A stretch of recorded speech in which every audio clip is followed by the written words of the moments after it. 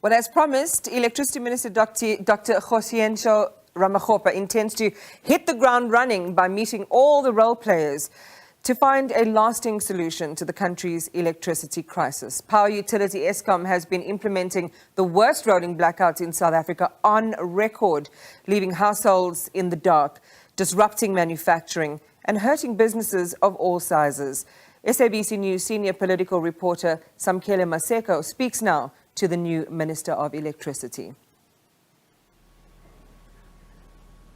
Indeed, Iman, South Africans are eagerly waiting on what Dr. Kgosientsho Ramokgopa will be doing in the office of the presidency responsible for electricity. South Africa is grappling with an energy crisis. When Andre de Ruyter took over as the Group Chief Executive Officer of Eskom about 3 years ago, the power utility on the grid had a 66.6 energy availability within the grid, EAF.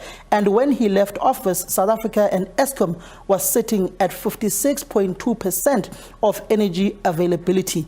Dr. Kgosientsho Ramokgopa, a huge task at hand, resolving South Africa's energy crisis. Are you up to the task? What is the foremost, most important issue in resolving this energy crisis, which is affecting the economy and job creation? Our economy in this GDP quarter announcements results contracted in this economic quarter. No, thank you very much, Samkele, for the invitation, and good evening to the viewers. You are absolutely correct. I think energy is the heartbeat of any economy. The South African Reserve Bank did indicate that load shedding is responsible for 2.1 percentage point contraction in quarterly GDP. And you are right that the GDP has now contracted by 1.3%. And there's a direct correlation between the proliferation or the escalation of load shedding and the contraction of GDP.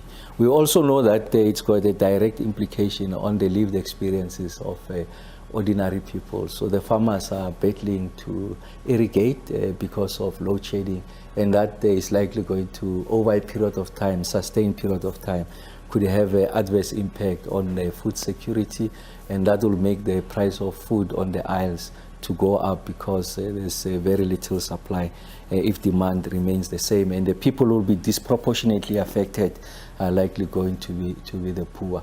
We also know that some of the major hospitals are unable to perform much needed surgery to save lives.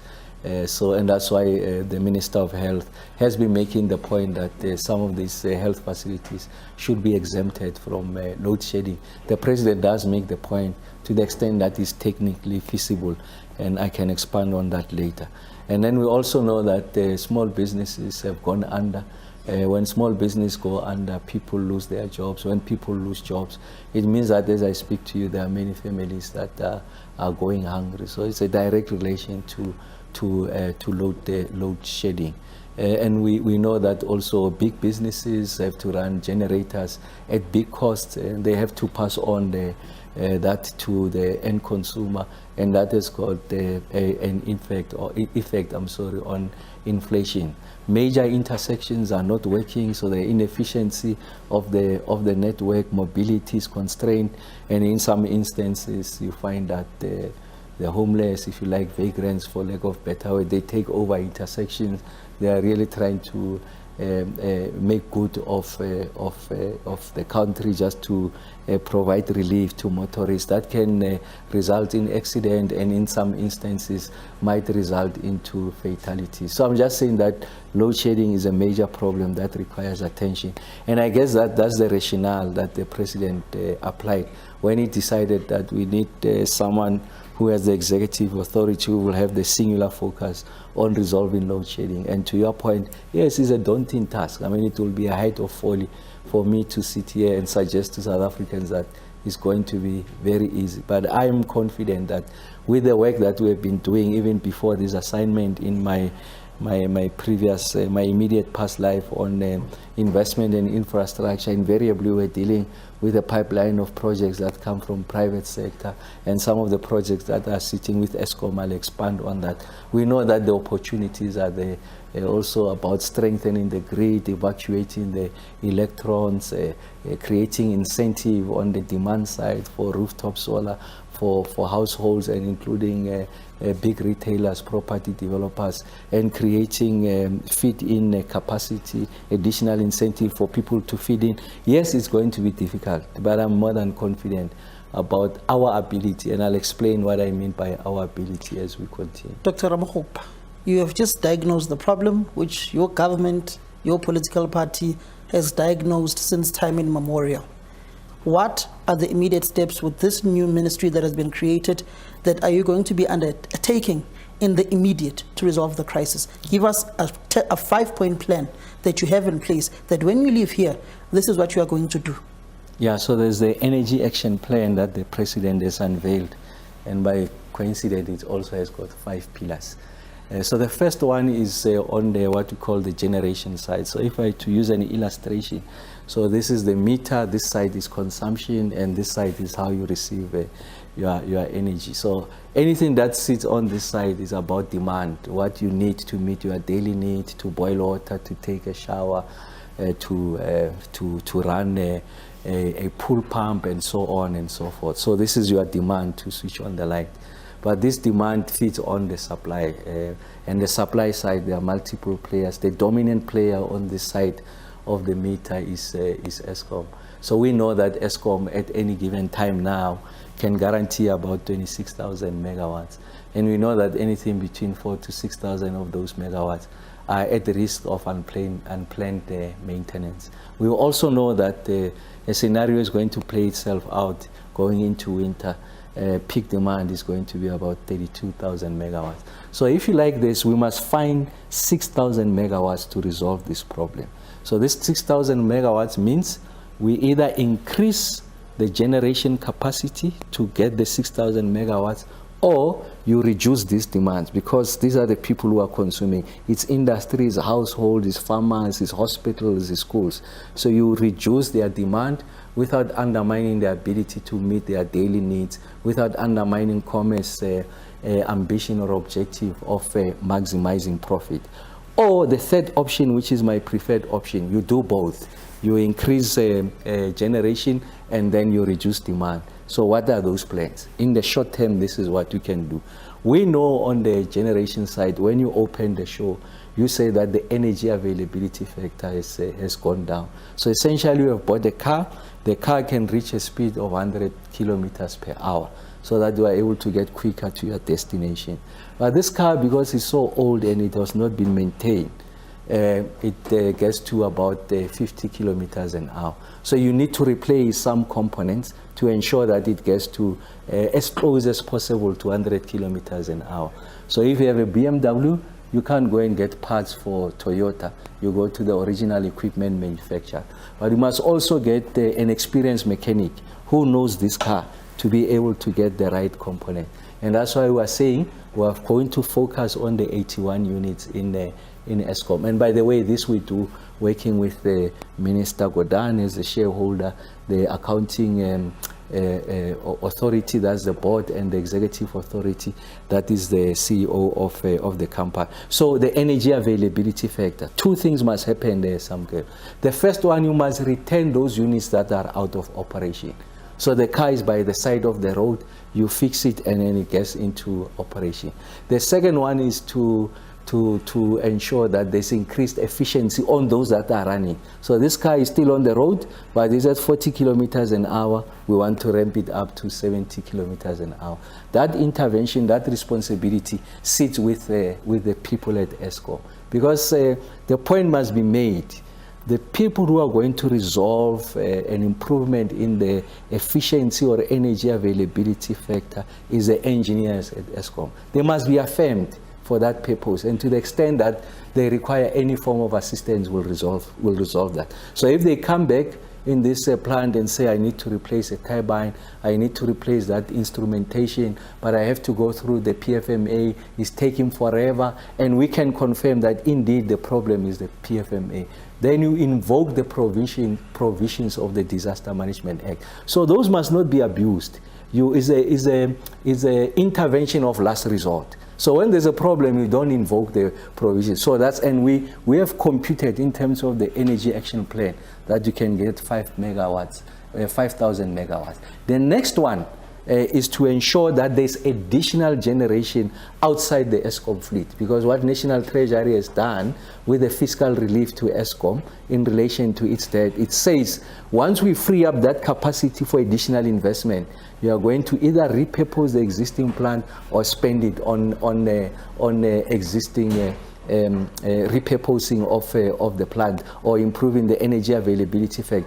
That's when now we go to the renewable energy developers. Some of them we know have gone through about 6 bid windows of that.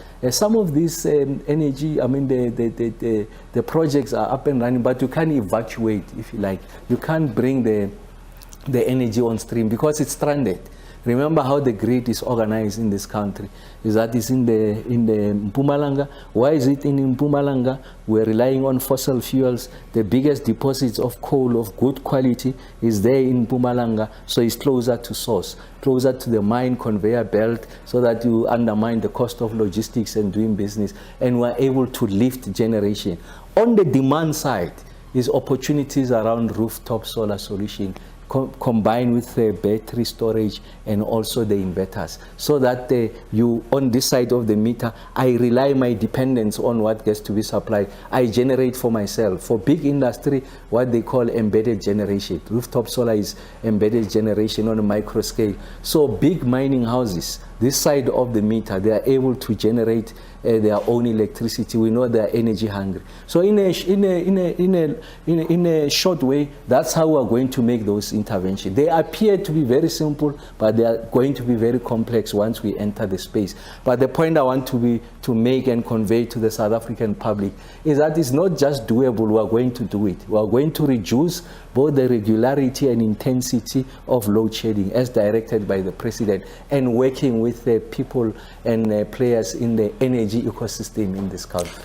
Minister, when you look at the repurposing of these coal power stations, particularly those ones that have been decommissioned, are you in any way looking at the social campaign to repurpose these power stations in the immediate from using gas and going on to liquid nitrogen as well, which is one of the areas which the president has said that in repurposing these coal power stations in Mpumalanga in order to reskill the ESCOM workforce as well to create employment in that area, how are you going to be going about repurposing these coal decommissioned power stations? Yes, and remember, some of the things I'm saying here, it's not my own creation. So they reside in the integrated resource plan and some of the articulation by government. So why gas? Gas is important because it's what we call base load. So what is base load? Is the minimum amount of energy that must be available at any given time. The issues with regards to solar is that it's intermittent. You are going to get it when the sun is up, and then at night you are you are not going to get that. And if you don't have battery storage, then you can't rely on batteries. That's why the combination of solar and battery does enhance the possibility of providing relatively what could be considered base load, and you maintain the integrity of the system so that there's no significant oscillations in the ratios, and the system is well protected. And gas is important because we have existing pipelines, for an example, from Mozambique, that if you like can have tributaries that goes to this power station that we have decommissioned, to ensure that we run our turbines on gas and we are able to guarantee base load. And if you look at the integrated resource plan, I think coal is 44%, gas and diesel is about 15%, and nuclear is 2.5%, PV 10, and wind is about 15%. Then there's hydro, concentrated solar power, those ones. In the totality of, if you like, the share of the integrated resource plan are insignificant, but still important for purposes of showing that we are technology agnostic and we're looking at other possibilities going into the future. So the long and short of my answer is that yes, gas is an important part of the mix, and that comes from the integrated resource plan.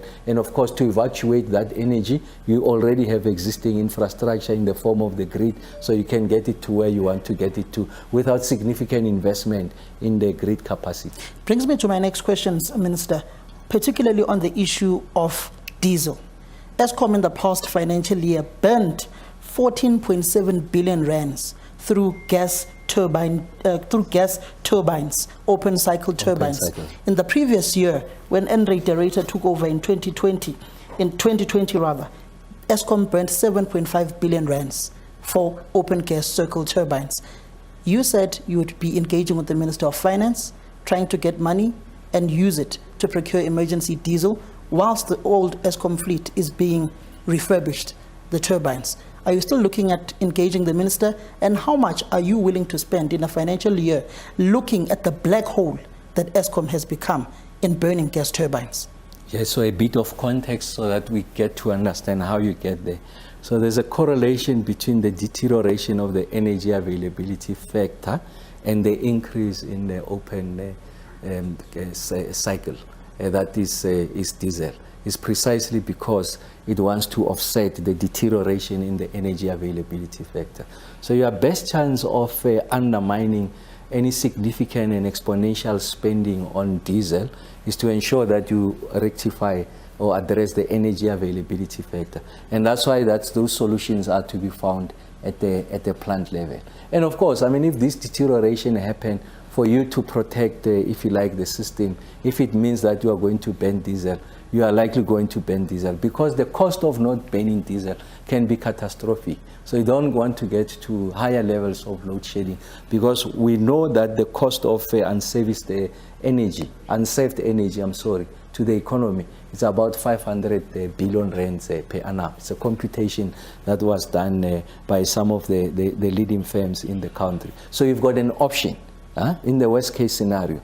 Whether you ban this diesel that is 2 billion, 3 billion, and that money is huge by any measure, or you choose not to ban it and the cost to the South African economy rises beyond that 500 billion rand. So there's a opportunity cost, so you must do that computation. And part of us coming out of to the public, and I really cherish this opportunity extended to us, is because we get an opportunity to communicate to the public through this platform, of course, through this rigorous interrogation, so that we know what is it that we are addressing. We can choose not to ban diesel, and then you go to higher stages of load shedding, and then the situation becomes catastrophic. And accept that, or accept that that banning of diesel is an intervention that is required to address the deterioration in the energy availability factor. And accept that the most enduring and sustainable solution to the energy problem in this country is to address the Eskom fleet. I mean, we know, for an example, as I speak to you now, that there are 6 power stations that are experiencing high levels of perennial failure. And those undermine your ability. Why are they failing? Well, those are the questions when we go to a plant level we have to ask. So I don't want to sit here and fashion responses without having had an opportunity to engage. And I'm sure when I engage with the board, when I sit with Minister Gordhan, because I don't want to create an impression that government starts now to understand the electricity problem. So Minister Gordhan has been at the coalface, and that's why some of the interactions that have happened now is with Minister Gordhan, Minister Mantashe, and Minister Kodongwang, so that the triumvirate, the three of them, myself, put together, were able to see how best to address this situation. Of course, now we've been given the executive authority to make those interventions. On the generation side, addressing the monopoly that is Eskom, the renewable energy players, on the demand side, and everything across the entire value chain, the availability of equipment, the availability of accredited installers, to ensure that they were able to accelerate, if you like, this transition and stem the deterioration of energy supply in this country. You raise a very important point of Minister Mantashe. During the Energy Africa Indaba in Cape Town this week, in fact yesterday, Minister Mantashe gave a 3-point plan, which is improve energy availability, power station by power station, acquire emergency energy from independent power producers, your power ships, etc. He moves on to say, import energy from neighboring countries. Do you agree with this 3-point plan of Minister Gwede Mantashe, particularly knowing that he's been under attack as being perceived as a fossil fuel who's saying we can't dump the base load of coal, where last year alone, South Africa exported 50 million tons of coal abroad, which is the A grade of coal, where our coal power stations in South Africa are designed to take the lowest grade of coal. Oh yes, I did make the point, and I think I've elaborated on that in relation to the need to improve the energy availability factor. So that's important. It's indispensable to the resolution of the energy crisis. So I agree with Minister Mantashe. And then accept that in some instances, it's going to take an inordinate amount of time to fix this power station. And in fact, I want to go a little bit lower than what, more detail than what Minister Mantashe is saying. I'm saying don't just look at the power station, but the 14 power stations, their performance, but look at the 81 units at each and every power station. So we go at level just lower than that, so that there's an appreciation that this unit is operating at this efficiency. What does it take to take it to the levels of efficiency that can contribute to the aggregate being upwards of 70-78%, because the integrated resource plan makes an assumption that the energy availability factor will be 78%. So that to maintain the integrity of that energy, the integrated resource plan, we need to up the energy availability factor. So we agree. And then on the second one, that it can take that inordinate amount of time, then procure emergency power, so that in the short term you are able to power the South African economy, and it's possible. I mean, there are microgrids, there are multiple solutions that they were looking at. Of course, Eskom is leading in that. Eskom has got the nice solution, like a micro power station. So it's something in a small container, you put it in a less dense, less energy consuming area. It can power up to 50 houses, I'm sorry, 50, at the cost of 2 million rand. So it's just an aggregation of these low-hanging fruits that can help us to find significant traction. And there's an appreciation that we are doing something. Of course, the scale that Minister Mantashe is talking about is what I call utility scale. You don't talk about powering 50 houses. It's something significantly more than that, upwards of 100 megawatts. So yes, I agree that those are the interventions that needs to be made to help us to ensure that we are able to accelerate, if you like, the intensity and regularity of load shedding in this country. And those assertions by Minister Mantashe are consistent with the integrated resource plan.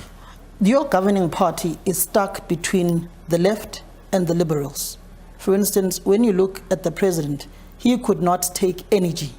He could not take Eskom back to the Department of Mineral Resources and Energy and created this buffer of a transition, which is your ministry.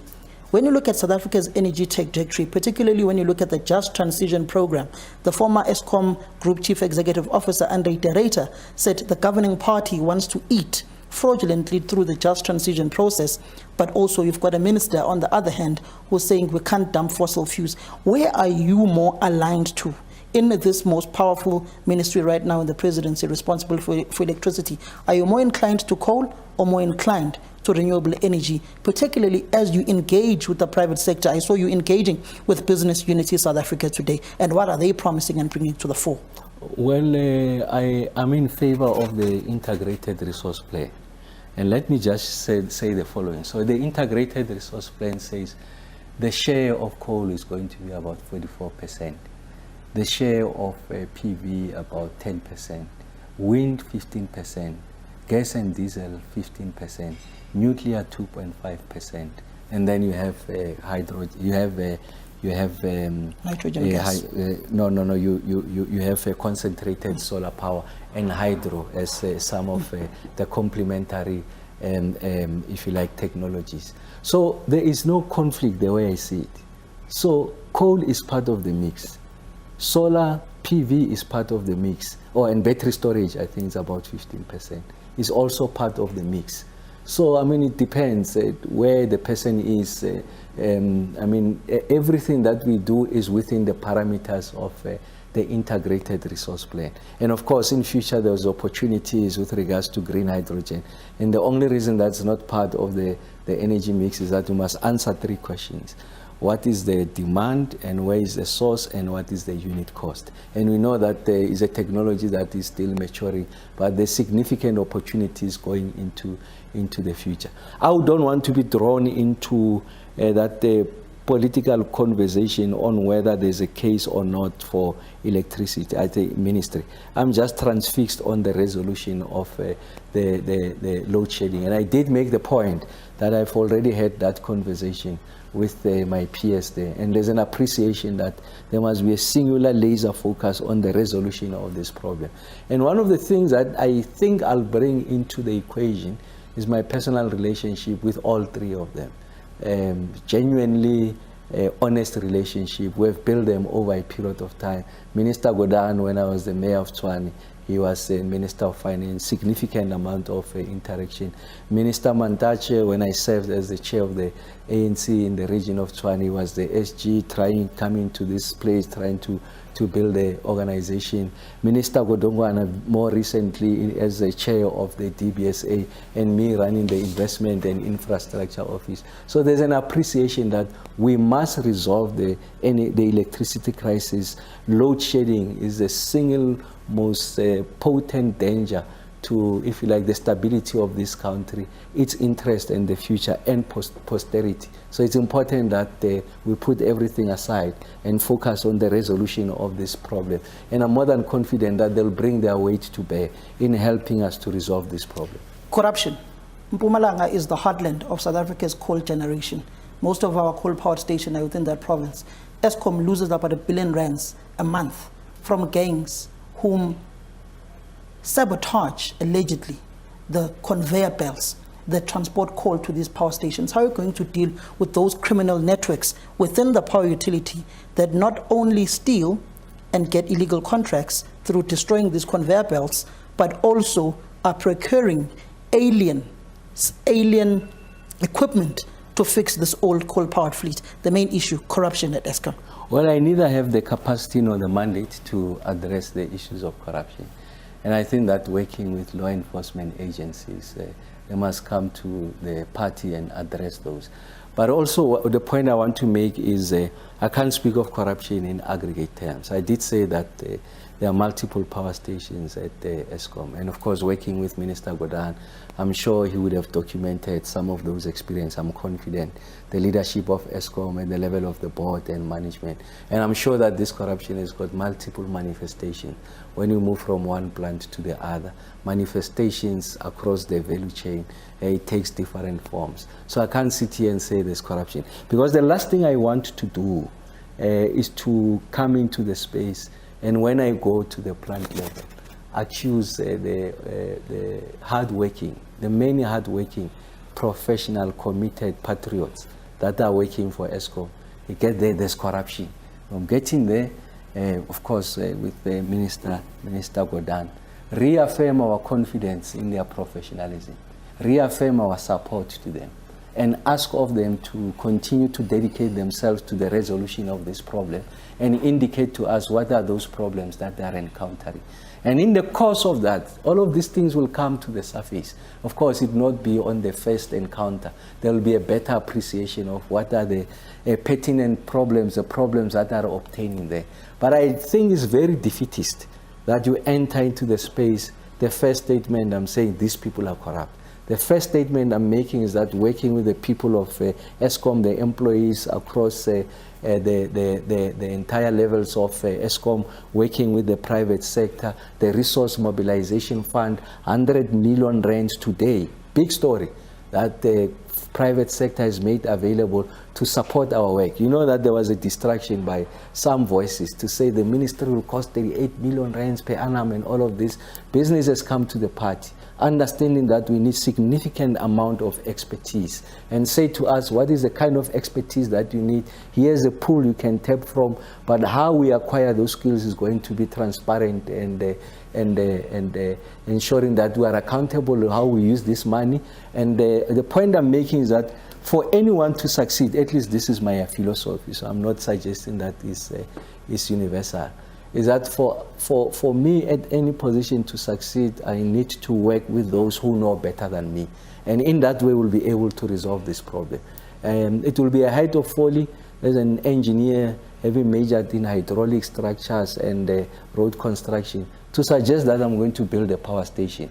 But the general philosophy, the methodology of how you deal with project management, which is key in understanding any complex technical problem, is the same across the engineering fields. So it's those technicians, the electricians, the instrument specialists at ESCOM who are going to resolve those problems, will provide the necessary support, provide the necessary cover for those who are committed, be the principal advocates of whistleblowers and their protection, and agitate for those who are meant to protect them, But the load shedding, I want to emphasize on national TV. We are going to resolve it. When are you going to resolve it? When I come back from that engagement, highly responsible, just to shoot from the hip and say this date, that date, going to come back to the people of this country, having worked with Minister Godan, Minister Mantashe, Minister Godongwane, and the collective of cabinet and also business. The energy action plan is there. It does have short-term, medium-term. We are going to interrogate the modeling, come back and say this is the resources that are required. These are the provisions of the Disaster Management Act that we are going to invoke. These are additional regulation that we are going to advocate for. We have already spoken to, like I said, industry. BUSA engage Business for South Africa. I engage with the telcos. They spend up to 5 billion rand just on spending on batteries. And so it's important that we are going to be engaging with the farmers. On Wednesday, I'm sitting with the leadership of SALGA. Municipalities are buying 50% of bulk electricity from ESCOM. They are an important player, but it's also an existential question. Some of these technologies that we are advocating for can erode their revenue base. We know that some municipalities derive up to 60% of their revenue from electricity. So when you resolve one problem, don't create another, but it's possible to do both at the same time. So it's not a binary question. I'm confident that we'll resolve this question. Before the elections? No, but it's the timeline. Now, when if you don't resolve it before the elections, your party may accuse you of failing them and them resulting in losing the election in 2024. Or the one thing I'm going to do in this position is not to be expedient. We are going to be ambitious. We are going to be realistic. Some of the things I'll be saying to the general public will be unpalatable. I'm sure everyone now listening to you wants me to say on X date load shedding will be done. I am saying give me an opportunity. The energy action plan will come back to you. Measure us against the targets we have set ourselves. How many new megawatts additional capacity we are bringing on board. How many megawatts on the demand side we are reducing. And on that, you'll be able to measure us. I mean, the one thing, lives have got short legs. So it's important. We're going to be brutally honest with regards to the state of the national grid, with regards to how far we are. We are going to be very honest, and I'm going to use this platform, of course, assuming that you'll be inviting us, like you always do, to share with the public, and you'll be brutally honest and engaging with me, and we'll try and give you answers as honest as possible. Thank you very much, Minister of Electricity. One man once said at Megawatt Park, I'm now going to report to the country that there will never, ever be load shedding again. But in the past 2 years, we've had about 200 days of load shedding. I don't know what it means, but you're not making any promises. That is the Minister of Electricity saying, let him be given an opportunity with the men and women who are the engineers, who are the instrumentationists, who are the industrialists in saving this crucial power utility, ESCOM, which has single-handedly become one of the biggest threats to the South African economy and also a big black hole in ESCOM's balance sheet. They are in financial doldrums year in and year out. They are declaring that they have made a loss. South Africans don't have electricity, businesses are retrenching, the economy has contracted in these latest GDP quarter numbers. But President Ramaphosa seemingly has confidence in this civil engineer in resolving this crisis at ESCOM, saying that he will require the expertise and those who've been at the power utility in resolving this particular crisis. Iman.